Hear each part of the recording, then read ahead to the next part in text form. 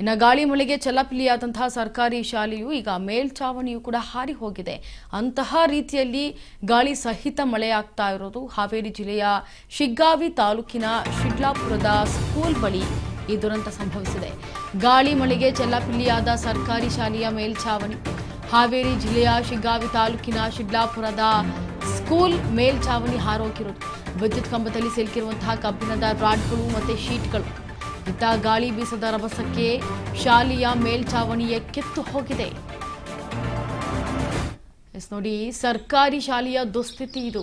ಅಂದರೆ ಮೇಲ್ಛಾವಣಿಯೇ ಆ ಗಾಳಿಗೆ ಕಿತ್ತು ಹೋಗಿದೆ ಅಂತಂದರೆ ಗಮನಿಸಿ ಎಷ್ಟರ ಮಟ್ಟಿಗೆ ಗಾಳಿ ಬೀಸ್ತಾ ಇದೆ ಅನ್ನೋದನ್ನು ಗಮನಿಸಬೇಕಾಗತ್ತೆ. ನಾವು ವಿದ್ಯುತ್ ಕಂಬದ ಮೇಲೆ ಹಾರಿ ಹೋಗಿ ಬಿದ್ದಿದೆ ಆ ಒಂದು ಏನು ಮೇಲ್ಛಾವಣಿಯ ಶೀಟ್. ಸರ್ಕಾರಿ ಶಾಲೆಯ ಮೇಲ್ಛಾವಣಿ ಶೀಟ್ ಅದು. ಹಾವೇರಿ ಜಿಲ್ಲೆಯ ಶಿಗ್ಗಾವಿ ತಾಲೂಕಿನ ಶಿಡ್ಲಾಪುರದ ಸ್ಕೂಲ್ನಲ್ಲಿ ನಡೆದಂತಹ ದುರ್ಘಟನೆ ಇದು. ವಿದ್ಯುತ್ ಕಂಬದಲ್ಲಿ ಸಿಲುಕಾಕಿಕೊಂಡಿದೆ ಕಬ್ಬಿಣದ ರಾಡ್ ಶೀಟ್ಗಳು. ಗಮನಿಸ್ತಾ ಇದ್ದೀರಿ ದೃಶ್ಯಾವಳಿಗಳಲ್ಲಿ.